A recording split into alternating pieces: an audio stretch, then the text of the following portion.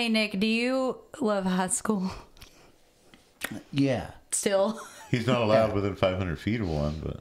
Yeah, exactly. I've said that many times. I've heard you. It's 500 yards. I know your material, baby. Yards.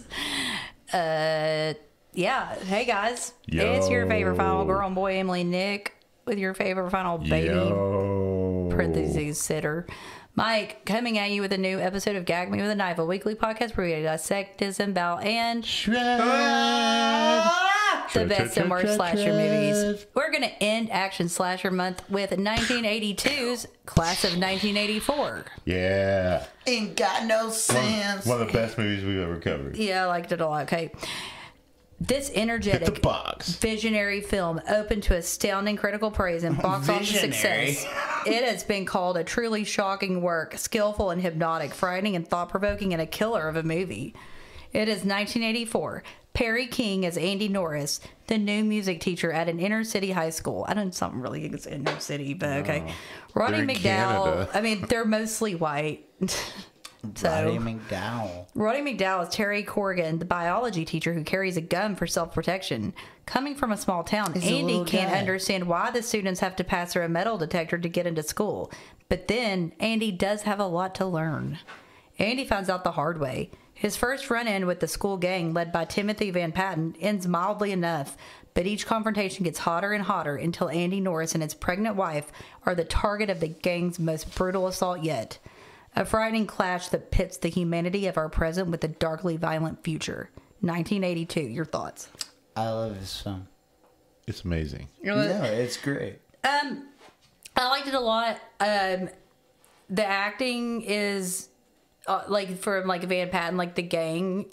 I thought he was great. I think specifically Van Patten is over the top and weird, but in a like the way I love it. But in the way that it should be. Yeah, like this is up there with I think it's Nick and High.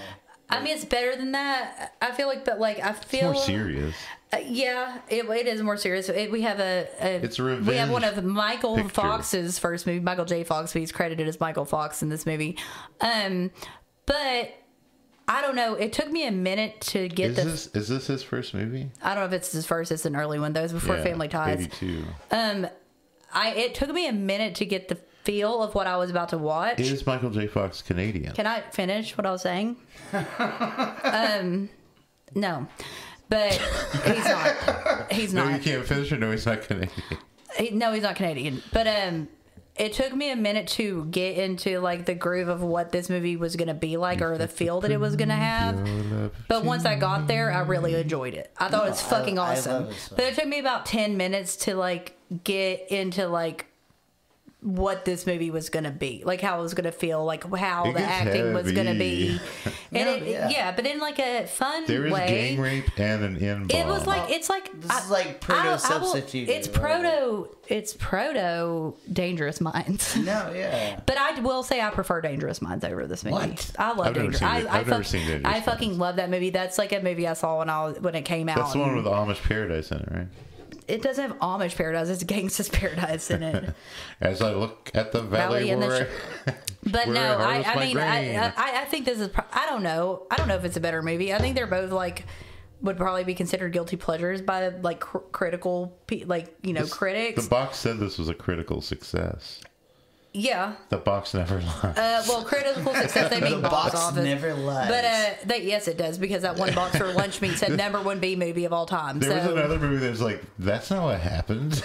Yeah, no, there are tons of boxes that are like. There was one that Emily read that was like, "Watch out, Freddy Krueger," and it was like, but it was like right at the same time as the first one. Yeah. And I was like, yeah, I also. There was a movie. Oh, it was one of the sleep. It was Slumber Party Massacre 3, which we'll be doing. Yeah. The back of that box says the name. There's like one of the names of the characters. That's a big character in the movie. It's the wrong name completely. The back of Sleepaway Camp 3 is also completely wrong. They call the camp the wrong camp. I remember one where it was like they say it's his sister, but it's his girlfriend. Yeah. Or they say it's his girlfriend, but it's his sister in the movie. Oh, that's what that happened on the back of the Dream Maniac, which you were not a part of, but that does happen on that one. It's like it was like his sister's sorority you were party. Not a part of. I think we should go back and rewatch Dream Maniac. No, Nick will not do that. No. So you can watch it on your own, though. I'll let He you talked borrow about it. it in his most hated slashers on Patreon. Well, I did too, but I would watch it again. I didn't think it was as bad as he did. I like Succubi. Anyway, get us going. Get us going. Get us going. All right. So there's a text. The 10 Crack Commandments. This text at the beginning said that there were 280,000 I took a incidents picture of it. Of violence. Did I save it? Of school or yes. students. Hold on. Last year, there were 280,000 incidents of violence by students against teachers. This isn't true. But students against teachers and their classmates in American high schools. Unfortunately, this film is based on true events. Fortunately, very few schools are like Lincoln High yet. Kick the Alice Cooper. Future song. What's it called? I am the future. We are the future. They are the future. The's a great font. Schools out. The great red. School's out. All the best 80s movies have the blood red title screen. Oh, and it's like spray painted, isn't it? Yeah, it looks really cool. We see Andy Norris, the music teacher, driving. And he sees a guy chasing a guy. There's some kids doing graffiti. There's some guys am the future, you're right. Making out. There's somebody sketching on a bus without a skateboard. There's like hop on the back of the bus. There's some people smoking some weed. Some guys it says facility, but they make it say fuckility, which I thought was kind of funny. It wasn't. He pulls up to work, and we see lame. Roddy McDowell has a gun in his lunchbox. It's not in his lunchbox, isn't it? It's in a briefcase. Yeah, school has gotten really If I had rough. a briefcase, it would be full of food. So you would use a briefcase as your lunchbox if you were a teacher. So you wouldn't carry a lunchbox. You carry a briefcase of food. There's some tight shots. No lesson plans or your grade book. Just food. There's some tight shots of some girls in tights. What? And then we first see the gang, and I wrote squad goals because I kind of want to be in this. I kind of want to be in Stegman's gang. Come on, dude! Really? So when he fucking. Really? You want to be in their fucking gang later on? If I get to hang out with Patsy, I'm good. You mean like when they do the thing they do at the end that no. You want to be part of that gang? I would have been like, guys, we shouldn't be doing this. Guys, I don't think we should be raping her. Guys. So the gang is Patsy, the cute lady. I think maybe she's Fallon's girlfriend. Maybe sometimes she seems like Stegman's girlfriend, but yeah, she gets excited about women. No, she kind of just seems like she's there. I don't ever think she seems like his girlfriend. We got the big beefy fighter, Barnyard. There's the guy that looks like Rick Mayall, who's really the kid from Land of the Giants, drugstore, and then some guy that's not in any other movies who's kind of the tough guy, Vinny Fallon with the glasses. Vinny's like a new recruit later on. Oh, okay. But he's not like in the initial game. Okay, I didn't realize that was. He has to join later on. Oh, I missed that. So this is where the metal detector scene happens. He sees two of the squad. Who is he? Are you talking about the teacher? Norris okay. sees that Barnyard has slipped a razor to drugstore, and he tries to rat on him. And the security guard tells him to chill, and Roddy McDowell tells him to chill. Yeah, he's like, you haven't even seen the worst of this, so like, if you think this is bad, just hold up. Like, if Roddy McDowell is telling you to chill, that's got to be the most you're gonna get yourself hurt with being a little that's snitch. gonna be the most svelte thing. Like, hey, please. This school is 60 days in. Well, Roddy McDowell's a fucking gun, so I mean that speaks volumes. They pushed Cornelius to the edge, to the forbidden zone. Mr. Norris is with the principal. The principal's showing off his cool surveillance gear.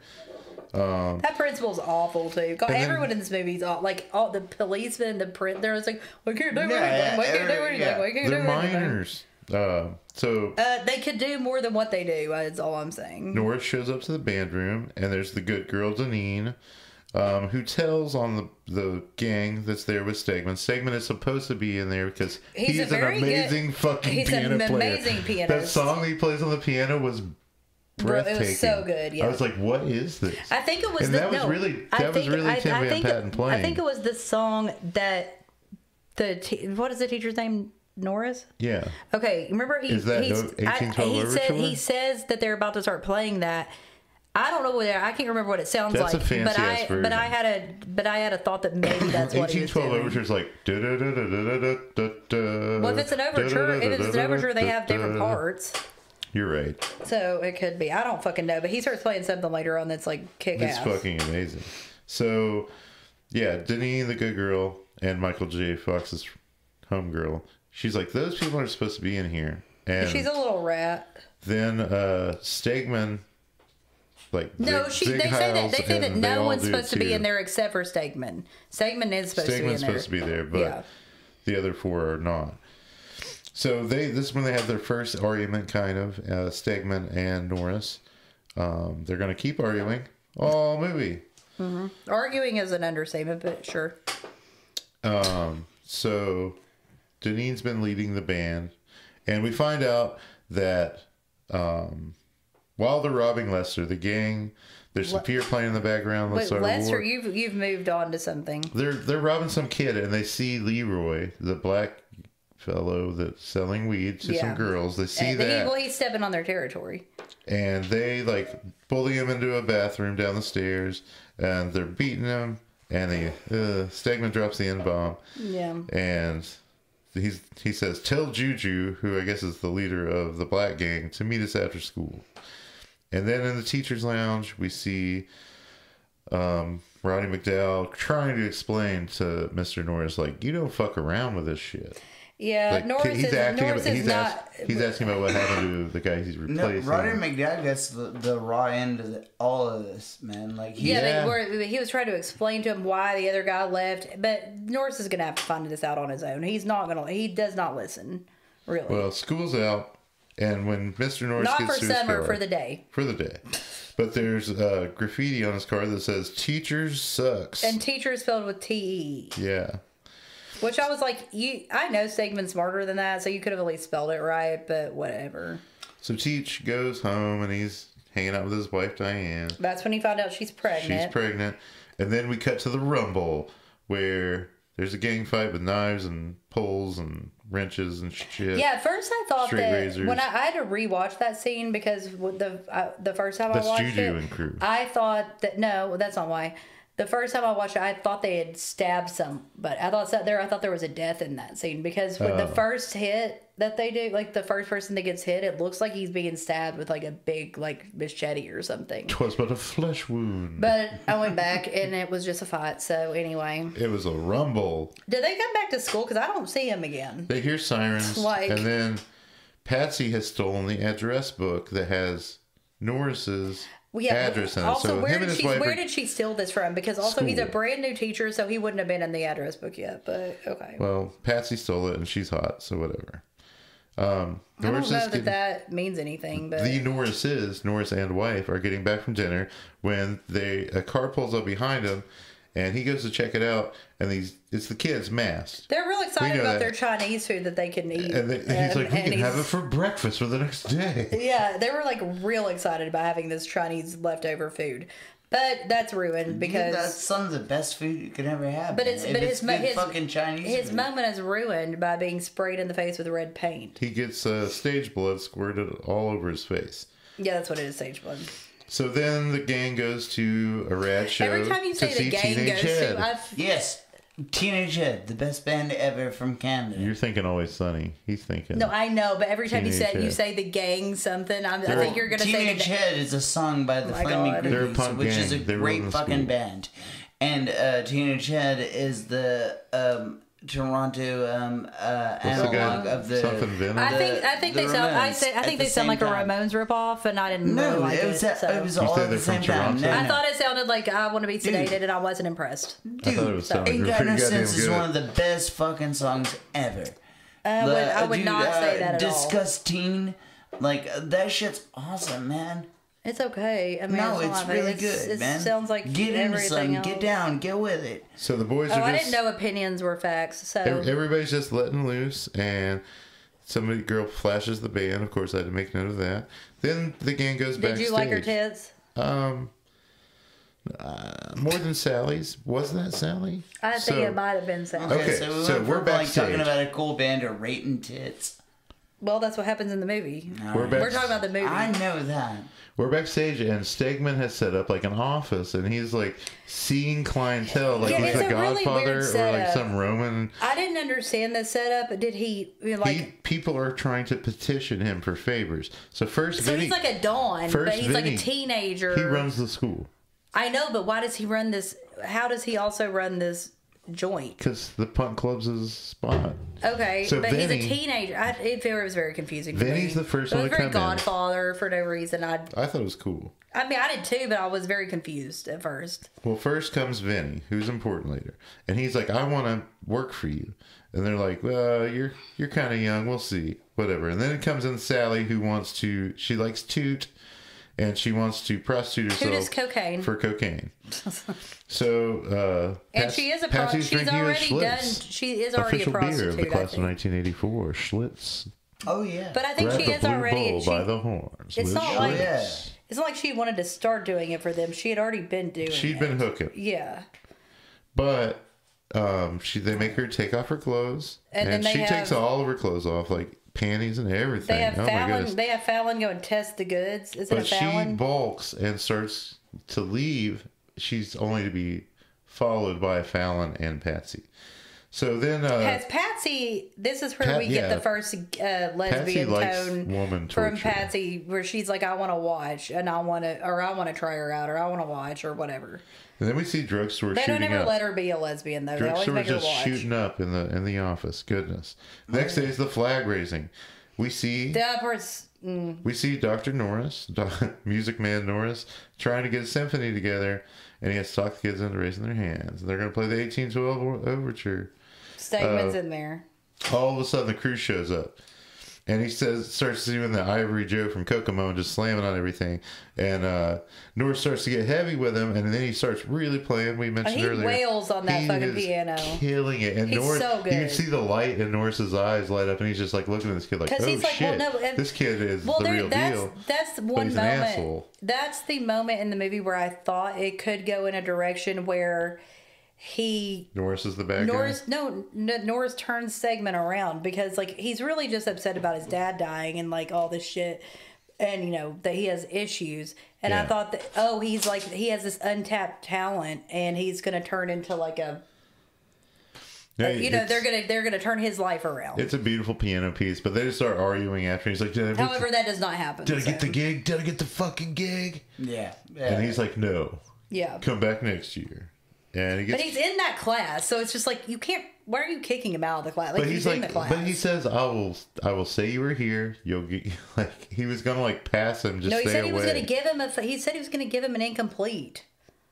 He said, "I won't give you an incomplete." Oh, he said he won't. Okay. Yeah. Well, then why is he having such an issue? I'd be like, "Bye, peace out." So yeah, cut to hanging out with Roddy McDowell with his rabbit, and he's drinking at school. Oh, That scene coming up is shocking as shit. Oh, yeah. We're not there yet, though. First, there's some butts, some high school butts. The principal's checking his camera. So, Michael J. Fox and his friend buy what I guess is Coke. Lenny. But it's like space Coke in the bathroom. Space Coke. I think it's PCP or it's something that makes you not right. I mean, it's hallucinogenic, I think. So, Fallon and Patsy are like blocking the door, but Norris comes in. And he ends up finding the bag, and he wants Michael J. Fox to rap. His name's Jimmy, by the way. I'm sorry. Jimmy. Yeah. Michael J. Fox won't talk. Michael Fox. What's his character's name? Because he gets stabbed later. Arthur. Okay. So the high guy, because Jimmy. Michael Fox did not take any. Jimmy was the only one that took the drugs. Yeah.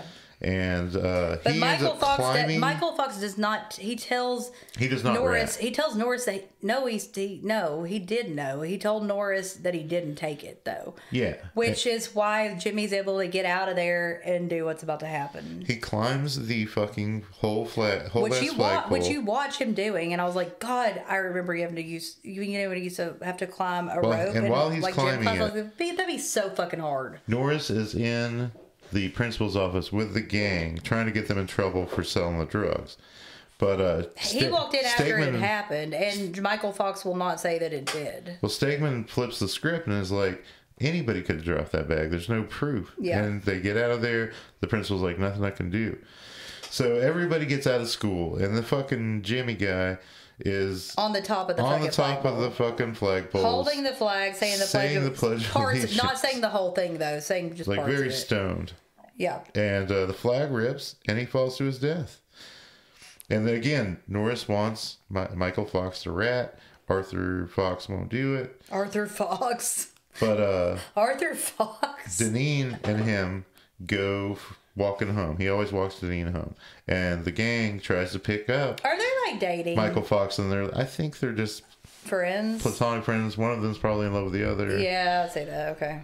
I bet the girl's in love with him, but Arthur's in love with like Brenda with the big tits, or Jimmy, or Jimmy. I don't know. He didn't seem too tore up. So no, anyway, he didn't seem too tore up about his friend dying in front of him. Michael Fox is walking Deneen home, and the gang's like, "Hey, hop in, Art. We need to have a talk." And he doesn't want to get in the car, so they like chase him into this alley, right? And he's like, "I didn't rant. I didn't say anything." But Patsy breaks a bottle and starts getting fresh with Deneen. Norris like is driving down the road with Roddy McDowell, and he sees the lookouts. He's like, I know what these motherfuckers are up to. So he runs. Yeah, he learns the ropes from being like, they say that he is from a small town and didn't used to this stuff. Well, he figures out pretty quickly how to follow and find lookouts and shit. He's being a fucking cop.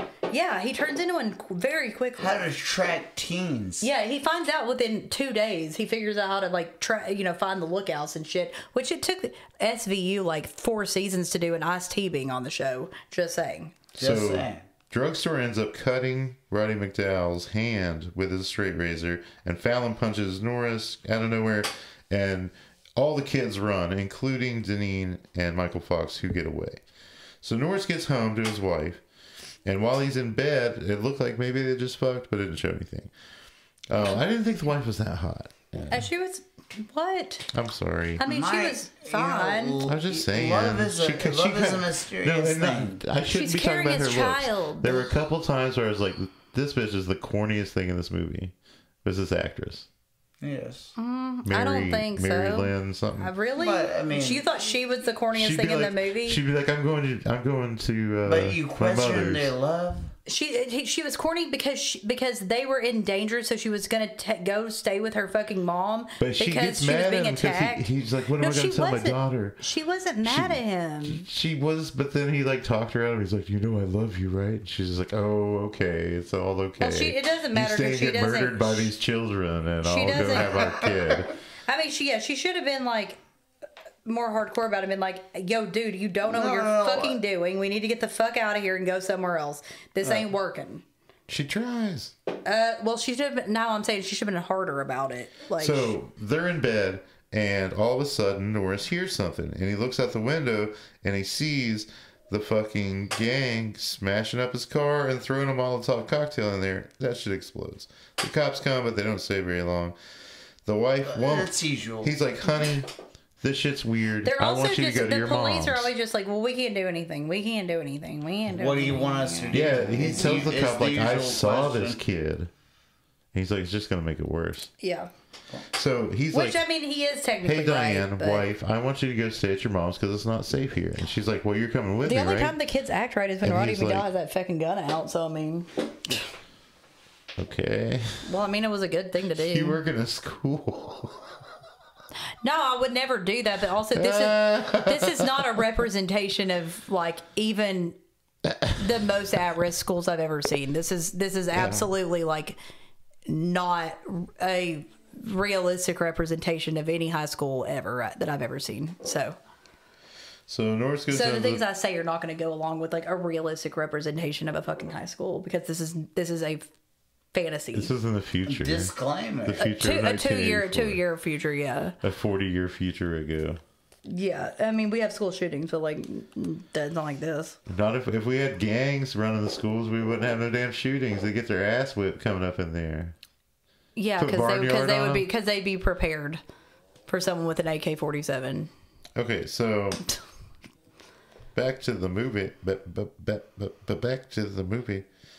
Norris is at the precinct and it's told they're all juveniles, whatever.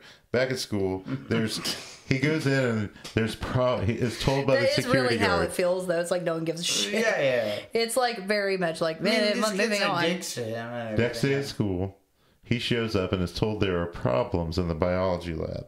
And by problems in the biology lab, they mean all the bunnies and stuff. Cats, they're cats. There's bunnies. There are rats. They were all killed, skinned, and like posed in grotesque. It's one of the most shocking scenes, and I watch Real Death, and this is one of the most shocking things I have seen in years. Is that that when he walks in, that first thing that's on a skewer? But you can tell, a rabbit? But you can tell Roddy McDowall is like not okay. But he keeps saying like, "This, I'm okay. This is okay." No, like that. Like, you really see him start to unravel here. It's really fucking shocking. I would rather 1000% rather watch people die in real life than see this scene again. Really? It fucked me. It fucked with me. Like it was in the level of psychopathy that someone would have to pose those animals the way that they're posed in that science lab. Yeah. That is a fucking serial killer. Period. Like, that's part of the triage. It's cruelty to animals. No, this is groupthink. It's like yeah, but like, okay, they're not serial killers. They're dumb fucking kids. They're trying to prove a point. or whatever, like, he's definitely a psychopath. Stegman. He's a psycho. He's a fucking psycho. He's the leader of the fucking gang. He is the leader of the gang. He's the leader. The leader of the He's the leader of the gang. Norris is really pissed because the principal's like, my gang. The principal's like, there's nothing we can do. We don't know that it was He's the leader of the gang. He is. So Norris steps to Stegman and is like, motherfucker. He pushes him into the bathroom and then stops himself from hitting the kid. But it doesn't really matter. Fucking Stegman just headbutts the fucking mirror, then headbutts the towel dispenser, and then fucking cracks his face on the sink. And then he's like, "Hey, security guard, come in here! He's beating the shit out of me." He wipes his blood on the fist. He's mopping him into a corner, man. Yeah, because he calls him and he's like, "Look what he did to me! Look what Norris did to me! He beat the shit out of me." Maybe he is a psychopath. He just beat the fuck out of himself. Yeah, he's a fucking psycho. Sociopath, right? Well, sociopath means you have no conscience, but most sociopaths are also psychopaths. Psychopaths aren't mutually exclusive. No, psychopaths aren't necessarily sociopaths, but sociopaths can be psychopaths. But what is a psychopath exactly? Well, like sociopaths, like you don't have a conscience. So like, well, you can't feel empathy. How other people feel. You can't have empathy. You have like no conscience, basically. Like, and a lot of people that are sociopaths. Same as first player syndrome? Well, a lot of people that are sociopaths are not serial killers. Like, they're like the heads of, they're the CEOs of sociopaths. Yeah. Like, a lot of times they're CEOs of big businesses, like Jeff Bezos or something. But a psychopath is psychopathy is a condition characterized by persistent. It's like, okay, when you're a kid, you would probably be, they would probably diagnose you with conduct disorder because they're not allowed to conduct. Yeah, like conduct disorder. You're not always doing bad shit. You're not allowed to call anyone under the age of 18 a sociopath or a psychopath because they haven't proven, they're too young. Their brains haven't fully formed to like actually be called that. So they're usually with like there's conduct disorder, and it's also called one other thing. But it's persistent antisocial behavior, impaired empathy and remorse, so it's like acting out, and bold disinhibited and egotistical traits. And I think a lot of that overlaps with sociopathy, but sometimes people you like call it the same thing. But I think in my experience, when it goes into the psychopath level, like sociopaths might not kill people, but psychopaths do. That's what I've always kind of thought. But I think actually in reality, they can be interchanged. Like the terms can be interchanged. Well, Stegman frames Norris for punching him. There's going to be a trial and shit. And then Norris meets with the cops and the principal. Meanwhile, Stegman is at home watching some girl with a gun on television, and he's there with his mama. There's a knock on the door. He's like, "Mommy, please don't let him in." It's Norris. Norris is there to try to talk to his mom. But she's like, "Fuck you. You have a lot of nerve coming over here." She kicks him out. He's leaving. She's got typical, you know what she did. She takes a verse on this is when she mentions the way that fucking parent acts is fucking indicative of the future, because now kids' parents always fucking listen to them over the teachers in every single situation, and it's fucking bullshit. They always are like, no, our kid could never do anything wrong. But I'm like, your kid's a fucking asshole. He's a good piano player. So? That doesn't mean he's a fucking not going to be a fucking killer. Like, he's a fucking asshole. Well, he is devious. And he's like, I'm going to go make sure he's gone. And he gets on the intercom and he's like, I own you, Stigman. I'm coming to get you. I'm going to kill you if you come here again. He says, I'm the future. So. Great. At this point, Norris was about to leave, but instead he goes and hotwires the nice Plymouth driven by his. It's like a. It's a really like old school Cadillac, or not Cadillac, nice, convertible. Yeah, but it's nice. Like cherry red, and he just wrecks the fuck out of it in a parking garage. Just like, gonna hit that pole, gonna back up into this pole, gonna hit this wall. I would have done it. Yeah. And then the next day at school, Stegman's like, I know you did it, you asshole. And he's like, yeah, how does it feel? Nobody saw how does me. it feel, fuck boy? You don't have any proof. Yeah, you don't have any fucking proof, asshole. I'd fucking do it too, that little shit. So the guard takes Stegman away. The band comes in, they start playing 1812 Overture. The detective shows up, and as he's in the hallway, Michael J. Fox comes over and starts talking to him, and like, oh, you can't take him away. We're gonna have that show. We have to have our show. But you can't take him. The crew who's in the background, they just see Michael J. Fox talking to Norris and the detective. They think he's ratting on them. Yeah. So they get Vinny, who would come to the club to ask to work for them. They're like, hey, you think you can do it? You think you can do it? Here's your initiation. So they go start a fight as a diversion while Vinny goes over and stabs Michael Fox, rupturing his kidney. The cops and Norris are at the hospital with him. Deanne's there. She gets a ride home from Norris. And then Norris and Roddy McDowell are at the park with their wives. And you can... I thought that scene was sweet. It was sweet. The two wives are one table talking. And Roddy McDowell is just like bearing his soul to Norris. And you can tell he's on the brink of a breakdown. I would be if I'd fucking seen that fucking room. Then cut back to the band getting closer to their concert. 1812 Overture is going really well. Yeah, he says, you're not good. And they're like, oh, and he's like, you're terrific. You're terrific. But the guard comes and gets him and is like, will you follow me? Because Roddy McDowell is having gun class. Well, okay, he's having class and he has a gun and he's saying... Yeah, you can tell something's up because first you see the gang and all this... They're scared as shit. And they're just like all being quiet and good and they got their wide eyes, you know? Yeah, like, oh shit. They start remembering a lot of fucking facts too. Like, they start remembering a lot of shit. Roddy McDowell keeps on going up to different people being like, why answer this question? And they get it right. Except for Stegman, which I thought would be the one. Stegman just wouldn't answer. I think Stegman knew, but he was just so... Well, he doesn't get the chance But Roddy McDowell... Because they knows that he killed him and his crew killed all those animals, and he is just like drunk as fuck at work with a gun. I didn't know he was drunk. I just knew he was freaked. I felt like he had a psychotic break. Like earlier when the bunnies were still alive, he was drinking at work. Oh, he was. And I thought it was getting. I mean, it could have been either. It could. Because when they're at the picnic as well, he's like. It was probably. I mean, it's probably both. It's probably drunk, and he was like had a fucking psychotic break. Patsy remembers how many valves are in the heart.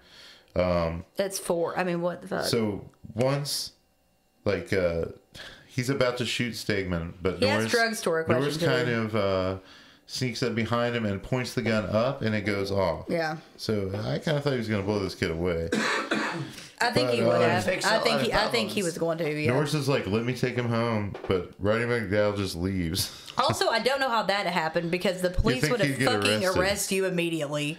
Well, and Norris does say like, "Oh, you're going to call the cops on him, but you won't call him on." Kids. Yeah, which I mean, makes sense, but also that would be a situation where the cops would already be there, also, and would have taken him away right then. Later at night, we see the gang leaving the club, and Roddy McDowell's there waiting, chugging whiskey in his car, and he tries to run them over, and Stig's on the hood. Like, it's crazy. This scene went on a little too long for my taste. He's really trying to kill the fuck out of these kids, especially Stegman, but he ends up flipping his car over and it explodes. Yeah. He's dead. He's dead. Roddy McDowell's character has no more action in the movie. No, he's gone. Bye.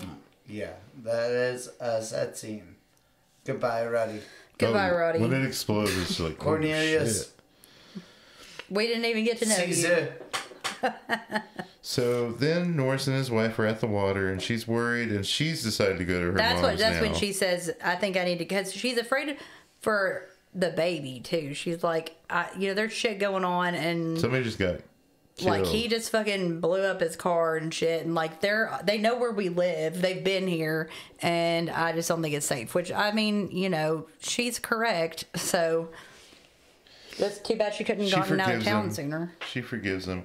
So Norris and the detective are back at the hospital, and Michael J. Fox can talk. Just Michael Fox can talk, but he's not talking to the cops. So he goes. Norris goes in and is like, "Let me try," and he ends up getting Michael Fox to finger Vinny. Did they actually? Did he do it in his bell? No, he gave him up. At first, he wasn't going to say anything. He's like, "If I tell you, they're going to attack me again as soon as I get out of here." Completely missed that.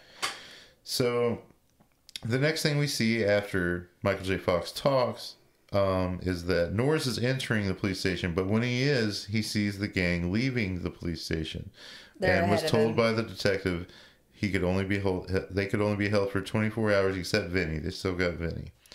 So then Norris goes to school, leaving his wife, and it's like, oh, okay. The gang follows him at the school. Well, he thinks the wife, isn't the wife supposed to be leaving that day? So yeah, she's like packing to leave. Yeah, she's like getting ready. So she's like out. I got the feeling she was going to be right behind him. It seems like later on, it seems like she's getting ready to go to the show. But also, because he's waiting for her to come. No, I don't. To the concert. No, I don't really know what the thing is. He keeps noticing she's not there, and she's like all dolled up in makeup and a dress. I guess she was going. I guess she was going to the show first, but also I think she also figured that while they're at school, since as the scene was playing, what I have written was that he left her to go to the concert, but that hadn't happened yet. He was going to school for work. Yeah. The day before the concert. Yeah. Or of the concert. Well, the day of the concert, yeah. So she was like seeing him off in the morning. Yeah, and she thinks if he's in school, they're in school because they go to school and terrorize him, so she's not going to be in any harm. So Norris shows up at school, and the gang is like on his ass like white on rice. And at some point, Stegman ends up saying, "Life is pain, and pain is everything, and you're going to learn." I was like, yeah. And then I thought that was real lame. You see wife Diane putting on some makeup, and she's really laying it on thick. And while she's getting ready, the gang comes in the window. Do you feel like he's talking about an Always Sunny episode every single time? He's like, the gang something. No, the gang. Every episode of I know, but every episode gang of Always Sunny is like the gang Kids Bar. The gang does this. Stegman, Patsy, Stegman, Patsy, drugstore, barnyard, and Fallon enter the house. Do you prefer that? No. I was just saying it's funny. Okay, so we're getting to a sensitive scene. She's putting on a dress. She hears something, and then Stegman immediately just hops on her, and I guess plugs it in. He rapes her. While Patsy is taking photos with a Polaroid. And then we see it cuts to Norris with a band, and then Barnyard takes a turn with the wife. It's rough. It's bad. And the rest of the crew's putting on war paint with her makeup. And Norris is worried because he's like looking for his wife. It's a good turnout, but she's not there. And until who brings in the Polaroid? It was about to be Fallon's turn, but Fallon looked like he was about to punch her with a chain fist. And they're like, "Hey, man, get your makeup on. We gotta keep her alive." Also, we need to get this photograph to him. But they take her with them when they leave. Mm-hmm. And Stegman has her mainly. In the auditorium, Patsy delivers a note through one of the ushers, and he sees one of the Polaroids. It's not a note. It's just the Polaroid of them raping. But it's like in an envelope. Yeah, it's a message. No, it's just given to him. It's just the picture. It's just a picture of her being raped. Yes. Oh, okay. Yeah. Well, he sees the picture and is like, he goes nuts. He chases her, and she's like, it's the real cat and mouse. She's like, "You're getting hot, Professor. You're getting warmer." And like, some of that got a little bit tedious. I thought it was cute at first, but it did go. It went on for a little too long. So he's running after her and ends up getting fire extinguished, and they beat the shit out of him. But they're like, "Oh, we got to follow the plan. Stop at Barnyard. Don't keep punching him or whatever." So they leave him, and he like gets up and staggers to the gym. What was their plan? Where drugstore's on a rope, and Stegman's up on the bleachers with his wife. and he's like not paying attention, and Fallon and Stegman both like rope into him like Tarzan, and they beat the shit out of him some more. And the last thing is like a skeleton comes down the street. I was like, he's hugging a skeleton. The skeleton was pretty funny because that's made of plastic, but they beat the fucking shit out of him multiple times. It's like, I don't know how he kept getting up. I mean, because of the movie, I guess. But in real life, I was like, damn. Yeah, they were probably stopping those kidneys and shit. Yeah. Well, Stegman ends up is taking the wife through the rafters to the roof. But Patsy does her baiting thing again, and the crowd's getting real restless, so Deneen decides to take over for Mr. Norris. Thank God. Because people are about to leave and shit. Yeah, and we wouldn't want that because of the end of the movie. So the gang splits up to find him, which is always a great idea. Norris is in the wood shop. And in this situation, they're the villains, so you're glad they're splitting up. Yeah. He would have been able to take all of them. Yeah. So Fallon comes into the shop with a chain and turns on the saw. And he's like, prepare to die, teacher. But then Norris flips the script on him, cuts off his arm with a table saw. Yeah, that's brutal and then shit. like pushes him to where his back's on it, and he dies. When that arm comes off, I was like, okay, this just became a slasher, and B, that was fucking hardcore.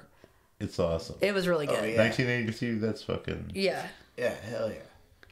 It looked real too. It looked real. In City of the Living Dead, when the dad puts Michele Soavi's eye in the drill. Yeah. Like, well, Lucio Fulci's eye shots are always great. But it looked really good. It did. So then, drugstore, barnyard, and Patsy. I love the nickname Fallon. Drugstore. I love that nickname. He's a great character too. And also, I like that actor. He was one of my favorite. Him and Patsy were my favorite parts. Me too. And I actually think the Drugstore also just got. Even Fallon, he was my least favorite of the game. I think if Drugstore had better friends, I think that he would have been a better person. I think he could have been in a band. He could have been in anything. He still could have done the drugs. Just like you can sell drugs and not be an asshole. Not war. They all look like really good punk rockers. I would go see their band. They cast it well. I would go the see only one that doesn't band. look as much like a punk rocker is Stegman, but just because he's a good look. He's like evil he's Bill really good looking. That's Preston. But I mean, it works. He like is a good. He makes it work. But he's the only one that doesn't really look as punk as the other, just because evil his look. Punk Elvis. Yes. So Elvis. Okay. With blonde hair. Though. Back to the action, guys. Did he have blonde hair? Doesn't Stegman have blonde hair? Stegman has blonde hair. Okay. Like in a flat top thing. So Norris has moved on to the auto shop where we see him pouring gasoline. Meanwhile, the other three punks are finding Fallon, being like, we're going to get this motherfucker. And he gets like an arc welder, I think is what it's called. I think if I saw my friend and their arm was cut off with a fucking saw and whatever else happened, which is I think his head got like, put then into you're it, like, don't fuck with this guy, right? Maybe stop. And Fallon seemed like the best fighter. Yeah. But also teenage brains, not fully formed, can't like, really. Man, like maybe this. I take that back. Barnyard was the best Barnyard's fighter. a big one, but he would be the biggest fighter, but like So he's got gas set up in an arc welder. He tricks Drugstore into coming in, and that dude gets set ablaze and burnt to a crisp. I was very sad when Drugstore died, even though he was bad. I don't care. I liked him. But it was kind of the worst. He was the best. Drugstore's not the worst. And he's like, "Oh, let me give you a sample of our wares." Drugstore doesn't even rape her. But Drugstore doesn't rape her. Drugstore does not rape. He'll do anything that he's commanded to. But he's the like only one that you don't see rape. He's the only one that you don't see rape the wife. Sure. He doesn't participate in that, so therefore he is my favorite. I'm sad that he died. Was about to start beating her, but hadn't raped her yet. Yeah, so he's a fucking psycho. Yeah. I think Drugstore just got in with the bad crowd. Okay. Drugstore, you could have been. He probably wishes he was in that band playing the 1812 Probably that's the only Overture. reason he was fucking friends. Yeah. So Probably wouldn't play drums. He gets burnt to an absolute crisp. Or something. Patsy and Barnyard come in and see this, and like you can tell Patsy she shirks at the smell of the burning flesh. She's freaked the fuck out at this point. She should be. She stopped with her little cutesy, which got really fucking annoying. By the end, I was very Every annoyed time with she her. was on the screen, I was electrified. I was not. I was annoyed with her, and I thought she was an annoying character. And by the end, I was like, "Oh, you're gonna stop fucking Patsy, being like that now. After you've seen these deaths, now you're gonna fucking shut the fuck up, bitch." And also pick a lane. Be nice to my futuristic past girlfriend. Your future girlfriend, Patsy from the class of 1984. In the past, this was the future. It was 2 years in the future. What are you doing with this circular logic of Terminator? We just did that. She's on to us, son. In the future. Oh my God! Am I in real life? Okay. Are we in like a fucking future? It's time for Norris. It's time for the main event. It's Norris versus Barnyard. Barnyard is kicking the absolute shit out of Norris. Don't know what's happening. But then he starts beating Barnyard over scared. Do you know what? For once in my life, do you know what weapon Norris is using to hit Barnyard in the head? Is it a flashlight? Yeah. Is it a wrench? It's a big piece of metal that has to do with cars. Oh, no, because that's not how he's killed. He's just run over. Okay, well, he's bludgeoning him, but Patsy tries to run over Norris, but ends up running over Barnyard, where there's another car on stilts, and she knocks the stilts out, and that car falls on her. Too. Yeah, so it's a double death. And her dying words are telling him that Stegman's on the roof with his wife. She's a real rat. Maybe she felt bad for the rape. Now do you like, but now, how do you feel about her now? I wish I could help you, but you're crushed by cars. So, yeah, she gives him up. She rats on Steg. Norris stumbles up there because he's fucked up. And Norris confronts Stegman on the roof. He's not fucked up on drugs. He's just fucking psycho. At one point, Stegman's like, we're all going out together. And he cuts across Diane, the wife's chest. And then there's a rooftop knife fight. And I bet you if she told him she was pregnant, he might be like, oh, I'll turn it over a new leaf. Stegman falls through some glass on the roof because sometimes roof has glasses on them. Yes. What? Sometimes there's glass on the roof and you fall through during knife fight. Yes. In greenhouses, maybe. No, sometimes there's like the pyramids of glass. Oh, that happened in a Fatal Games. Yeah, there's sometimes glass on the roof. With the and you don't walk on it. Stegman falls through the glass. In Fatal Games, she falls through. Never seen it. Yeah, that happens too. And then it's just like an architectural fact. We're almost there, though, guys. Just one more blast here. Well, we haven't interrupted you hardly at all, Mike. Stegman, so I really don't know what your issue. So, Mike, I'd shut the fuck up, get up, and get down with it, and get on and with leave. It. Well, why don't you get up and leave? No. Do it, Mike. So go. Stegman falls through the glass. Come on now. And he's like hanging on. And he's like, help me. I don't want to fall. I'm just a kid. So Norris is like, puts out his hand. He's like, take my hand. But motherfucking Stegman pulls out a knife and takes a swipe at him. What a fucking psycho. To which Norris punches him in the face, causing him to fall and be hanged in the middle of this nice concert the students are doing. Like by the neck until he's dead. Dude, that dude was an asshole to the end. Like, that's the craziest thing about that is like the dude was like, hey man, he was about to fucking die. And he would rather just still be a fucking asshole. He's still a dick. When he falls, it's such poetic justice, A, and B, it's such a cool shot. It looks great. It looks awesome. Oh, and, yeah. He's telling and he deserved it. It's kind of, okay. Totally okay, mind you, you guys have seen The Good Son? Okay, honey. Yeah. Kind of the the same fucking thing. You know what I mean? The mom has to pick. We should do The Good Son. It's a different choice or whatever, but no, kind of. That's Elijah Wood and the Culkin. The Culkin. And the mom has to choose whether she's gonna whether she's gonna let her own son drop or save the actual good son, the good kid.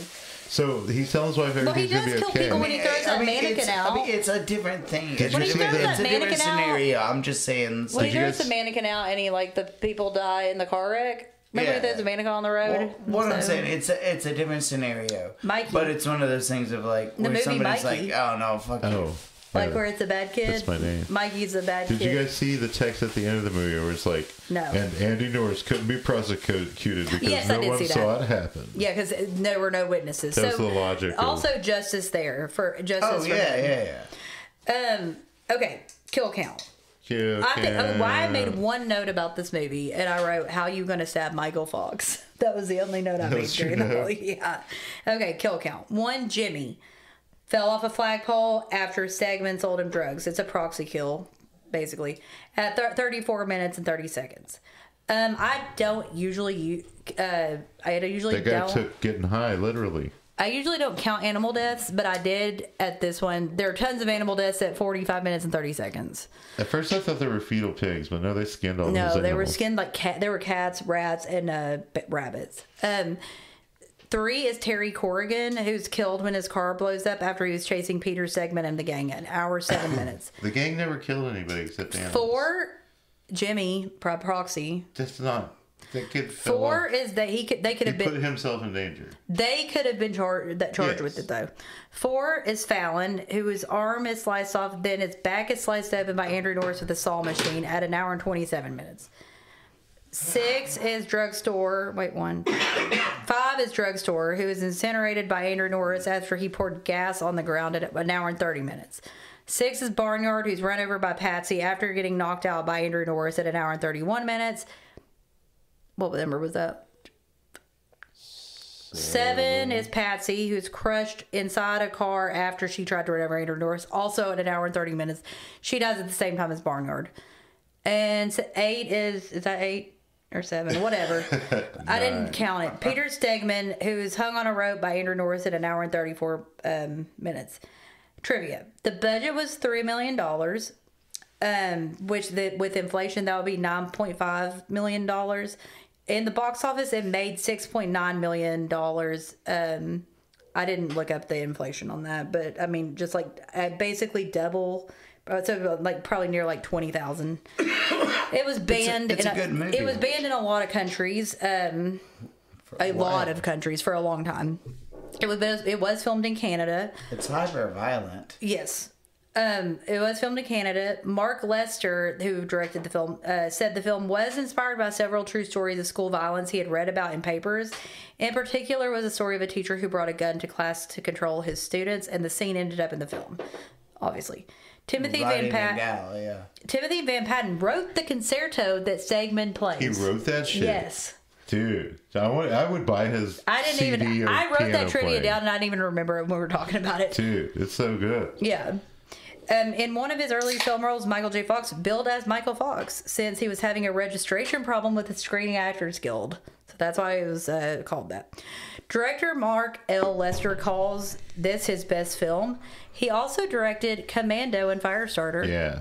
Commando, I love Commando. And the sequel to this. Yeah, a Class of 1999. I've never There's seen it. another sequel that's called Not Class of 1999, The Substitute.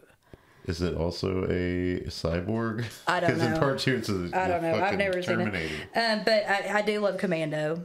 So yeah, listen along. He also cited A Clockwork Orange as the film's biggest influence. There were parts where I kind of thought that. Yeah, I could see. They feel that gang. Like the gang feels like they act. Alex. They act a lot like the gang in Clockwork Orange. I feel like it's like ultra violent. Oh shit, man! Barnyard's dim. Yeah. And then you have the other two. Except for there's no girl. There's no girl in there. A babe. Yeah. Due to the film's violent content and full frontal nudity, Lester had a difficult time getting a U.S. distributor for the film, although overseas numerous distributors bought the film and made it quite successful abroad. Nearly every shot of Timothy Van Patten, by the way, he was in Boardwalk Empire and The Sopranos, and he's directed episodes of Perry Mason, Boardwalk Empire, Black Mirror, Deadwood, Ed, Game of Thrones, The Pacific, Rome, Sex and the City, The Sopranos, and The Wire. Dick Van Patten's He's also Dick Van Patten's half brother. Anyway, nearly every shot of him is done from a low angle to make him look more threatening. Okay. Because I can understand that because he's like a pretty guy. Yeah. And I can see how that they would want to do things to make it more threatening. Right, yeah. Oh yeah. According to Mark Lester. Right? No, and it's played perfectly. I really like it a lot. Dude, the movie is like acted fairly well. Okay. He's not subtle. And also, according to Mark Lester, Perry King, who plays Mr. Norris, was the first and only actor considered for that role. He was in Mandingo and The Day After Tomorrow. Mandingo's the one I wrote down. He was on the The Day After Tomorrow. He's also in that. The punk kids at the club were actual slam dancers called in for the film. Shooting of the scene got quite out of hand though, as the crowd got rowdy, and some actors and actresses were hurt during filming. Lisa Langlois the girl who played Patsy did not have a good time on this fucking shoot. But she was great. Lisa Langlois, who played Patsy. Well, okay, wait, you gotta mention the band, Teenage Ed. Who said the actors were very nervous. The punk rockers that were hired to be extras, not the band. They're talking about the people in this scene. They weren't really extras. They were real punks. For me personally, they knew I wasn't a real punk rocker. I had my hair purple, pink, and some other colors. So A, they knew I was an actor and not one of them. And B, they didn't appreciate me wearing a dress. Several times I had punk rocker women come up to me and say, we're going to get you. This tracks. Mark Lester, the director, really wanted reality, but I was terrified. You won't notice in the movie, but whenever there were big scenes like in a club or whatever, you wouldn't see me because I would literally disappear. I was afraid. When they were slamming people, they were actually doing it. It was for real. They were really hitting each other. The punk extras got off on it. It wasn't well thought out for the actors, and it wasn't taking care of us. I was afraid because I knew that there was no protection on that set. And then she also said this later on. So it was just a show. So then later on she said she said that she and the rest Teenage Ed show. Later on she said she and the rest of the Canadian cast hated working on this film. They felt mistreated and underappreciated. And then she said, quote, the extras really got mistreated. And they hardly got paid. They got peanut butter and jam sandwiches. That scene where the girl takes her clothes off in front of the punks, that was really hard to do. It involved real acting for Tim Van Patten and me because the poor girl didn't want to do the scene. They pressured her into it. She didn't want to take her clothes off. She was shaking. It reminded me of what happened to me in Phobia. Apparently that's the movie where she was pressured by producers to film a nude bath scene. Okay. You get intimidating. You don't want to make waves. You're young. You want people to like you, and they make it sound like it's no big deal. That poor girl was literally shaking. I remember it was so sad. My makeup artist was making her up, and I was sitting next to her. She told the girl, "Don't worry, I'll make you up so that no one will recognize you." And I thought that's not just the issue. It doesn't matter whether someone can see your face. The problem is you're taking off all your clothes in front of everyone on set when you don't want to. Yeah, it was full frontal. Yeah, she did full frontal. Detective Stewiski, Al Waxman's dialogue to Norris Perry King was taken word for word from a real-life police officer while Mark L. Lester was researching for the film. According to Lester in a DVD commentary, the animal corpses in the science lab were real animal corpses, and it is important to note that they were never actually killed for the sake of the film, but were already dead when they were brought to the set. So, I hope they ate them. Upset at the violent. You don't like cat? No. Oh God. What movie is that? Yeah. That's Bird with a Crystal. The painter. Yeah, the painter. Never. God, he's like, you don't like cat. He's like, never had it. Well, you have. This drunk painter guy ate cats. Yeah. He had like cages full of cats. He's like, why do you keep them in cages? He's like, I want to be fat. It's like, why do you want a fat cat? Not thinking fat cats are the best fucking cats. That is a real reason, but that would be a real reason, but it's because he eats them. Anyway, okay. Upset at the violent content after a screening, screenwriter Barry Schneider had his name taken off the credits. Some theaters showed the film on a double bill with Mad Max 2: The Road Warrior. This was partially written by Tom Holland. Yeah, I know. Oh, it's just. Sorry. Yeah. Oops. I mean, well, no, I mean, it was. The police station was also used in a very good 1974 proto-slasher that we've covered. That's a holiday movie. Oh, by Christmas. Yeah. Same police station. Mm-hmm. What was the ongoing joke? Or the... Oh, the dildo? Or whatever. Blowjob. It was a blowjob. Fellatio. Phone number. Yeah. According to actor Stefan Arngrim, who portrayed a drugstore, the graffiti-covered shirt he wears when... He was a child star. Yeah, he was.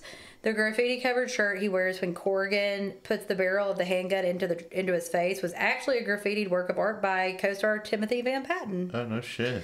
Yeah, he's like a real, jack of all trades. He can do it all, except be a bigger star than his half brother. Yeah, yeah. Living in the shadow. He was only famous really for 8 is Enough, but Dennis Weaver was originally offered the role of Terry Corrigan, but he turned it down because it was too violent. Dennis Weaver was in Gunsmoke, Duel, Touch of Evil, McCloud, bunch of shit like that. Okay. It was shot in 45 days.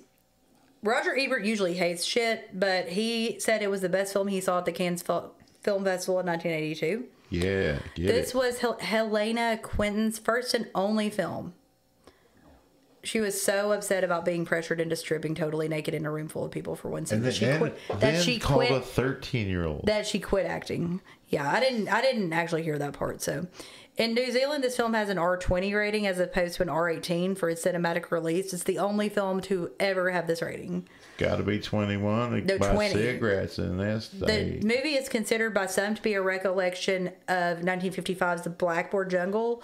King and Van Patten have Glenn Ford and Vic Morrow roles. Blackboard Jungle, yeah. While Fox is in Sidney Poitier's role. It's one of the longest running foreign releases in Turkey. Turkish love it. Yeah. Mark Lesser said the movie came about because of his love of the movie Blackboard Jungle. He thought, what if you did a film like that today with gangs and guns in school? Back then, you would read about one kid who took a gun to school somewhere, and I projected that out. In the beginning of the film, there's a warning that if we don't take note of this violence in schools, it's going to get worse. The film generated a lot of controversy in South Africa when it was released there, and several parents complained to the apartheid censor board that their teenage children were being adversely affected by the film.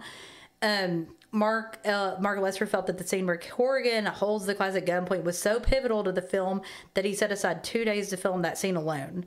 Lesser says it remains his favorite scene in the film. It's moving. The ratings board threatened an original cut of the film with the next rating, so it had to be cut down. The rape scene and the table saw death scene in particular had to be edited down for an R rating. And the final scene where they're still both. Oh, they're brutal. Ghastly. Yeah, I mean, they're brutal, but not as much as I think they could have been. I mean, like, compare it to Last House on the Left. I feel like this has a brutality that you just can't see it's because today. you don't expect... This movie is rough as It's fuck. because you don't expect it to be that... Like, it isn't but you don't really have to that... show as much if it's as... Well, it's crazy. Almost... Well, it it's seems not like... crazy, it's also realistic. When you start watching it, it seems like it's going to be a high school movie. And then it's, like, really unnerving because it's not. Like, Stegman just won't let it be that. Yeah.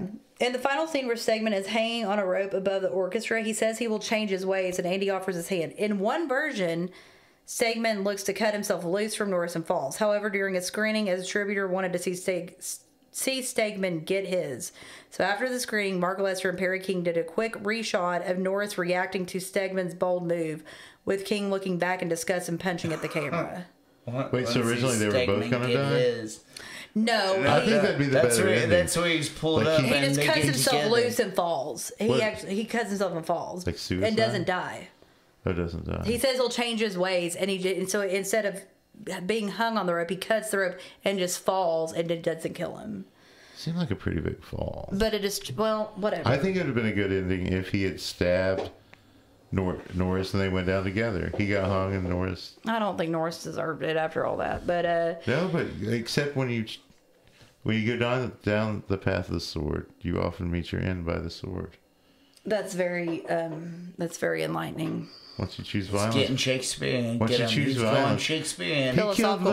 It's contagious. Get him. It's the fucking witching hour. It's 10 minutes after the witching hour, so he cut that kid's arm off. Get him, dude. Stop with the black magic. No, he cut the kid's arm off and then went back for the back. Like, watch out, he's about to haiku at us. I know. Or rap. What? Shut up. You shut up. So, what do you rate this movie out of 5? Oh, this movie. Okay. He always says this movie as if it's going to be any other movie. Rate that other Wait a movie. minute. No, I really, I grew up with this movie. This movie is amazing. It turned me on to the band. I didn't see it till 3 days ago. I'm rating this 5. Wow. Like this, I love Class of 1984. Do you want to go next, or you want me to go next? I'll give it a 3.75. I'm a 4.5. I mean, 3.75 is high for me. I mean, I don't know. It's between a 3.5 and then a 3.75. It's not a 4 to me. This shit turned me on to a band I love.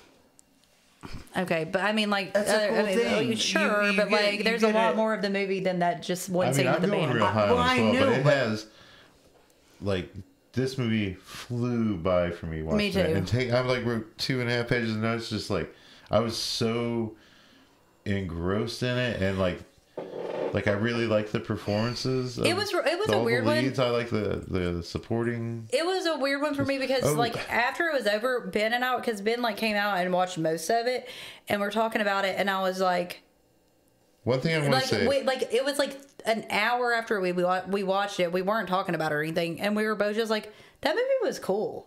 Yeah, it's awesome. but the thing is, it took us an hour to like process it. Like I wasn't sure how I felt about it. Slowly ratchets up the pressure. Yeah, you know, because I was like because at the beginning I was like, this is overacted, this is campy, this is trauma-y almost. I was like, this has a trauma feel to it. It skirts that line. It does. But then like by the end, I was like, it took me an hour to realize that I'd liked it. Does that? I mean, and that's not a bad thing. That's actually a really good thing. That was like, I was like actually it was like had that effect on me that an hour later I was like, oh, I like this. This doesn't just push boundaries from 1982. This pushes boundaries like in 2022, 2023. You know, it's like it's still edgy as fucking. I in the best possible way. So I did have a couple notes. I'm sorry, Patsy was also in The Nest. And Happy Birthday to Me. Barnyard was in Meatballs and My Bloody Valentine, where he plays Hollis, who was one of my favorite characters. Yeah, Hollis was the best character in that. He's also in Switching Goals, the Mary-Kate and Ashley Olsen joint. What year is that? Switching Goals? Yeah, I'm so assuming it's a soccer themed movie. It's a soccer themed movie. Where they probably switch roles being goaltenders. One of them. I'm guessing. Drugstore. This is going on a limb. Drugstore was a kid when he was in Land of the Giants, but then he was also in Strange Days in the 90s. He was on a TV show for a long time, wasn't he? Stegman was also in Class of 1999, and you mentioned Norris and Mandingo. You gotta. Yep. And I mean, obviously, Roddy McDowall was in all the Planet of the Apes movies except for the second one. He was a big like TV character actor, you've seen it. Like when you see him, you're like, I've seen him in a bunch of shit. Roddy McDowall is one of the best actors ever. He's in Hitchcock Presents, Night Gallery. He was very famous for introducing a great actor, like Michael J. Fox. He has a Tony Award and an Emmy Award. Do you guys like The Frighteners? The Peter Jackson. No, I don't. But he was a really big Broadway actor too. Like he did a lot of theater work. It was in Fright Night. Yeah, it's also in Fright Night, which I don't really like. But I mean, do you like as a Teen Wolf? Teen Wolf's really cool. Yeah, he played the basketball with the 360 tomahawk. So Say Gagged on. Say Gagged on. I don't know. A fetal pig and some cats. No, I don't like any. I don't want to say any of the things in this movie to be Say Gagged on, like, I guess every instrument of the people that are playing in that band. Stay Gagged on. There's not much. I don't want to say Stay Gagged on, like, this woman that didn't want to get naked or like. Stay Gagged on Chinese food for breakfast. Yeah, that's good. There we go. Right. That's the only thing. That's all we got right now. Yeah. Goddamn. At a loss for words. Well, this movie's great, but it's not a joke. It's not like, ha ha. Stay Gagged on a saw blade because Fallon deserved that. Yeah. He was the most violent with his wife. Sure. And he didn't even know that. Stay Gagged on everybody check out Teenage Head. And Stay Gagged on all of our social media, Instagram, TikTok, Gag Me with a Knife Podcast, Twitter, Gag Knife Pod. Become a Patreon member for exclusive bonus episodes, member shout-outs, early access to episodes, and fan-requested episodes. All that shit. We will do an episode for you. Check it out at www.patreon.com/gagmewithanifepodcast and go to gagmewithanifepodcast.com to buy our merch, or you can just go to Redbubble or whatever. So we will see you, and it's time to go to a slumber party. Massacre. 3 weeks. For 3 weeks, we're gonna slumber party. For 3 weeks, let's buzz. So excited. God, I'm so excited. Oh, shit, dude. So can we have a real Tokyo convertible? Oh my god! I wanna be. Hey, can we do? Tokyo convertible. But what's the Wednesday week song that they play? The girls play. They play two. If only and those if songs only are good, man. It's like Wanna Be Go-Go's. I like. There's also a song in part 3 that's called "Hold Your Fire" that I got Jeremy from Fans of the Dead podcast to clip out so I could have the song. We should do Slumber Party Massacre karaoke. We should have a slumber party. Oh, yeah? Yeah. We'll be up all night. Rainbow eyes. That's not anything. Hell's Cafe is another good song in that movie. We'll have a a topless. Well, only one person gets topless. I don't really like the Andrew Dice Clay lookalike songs, but I like all the other songs.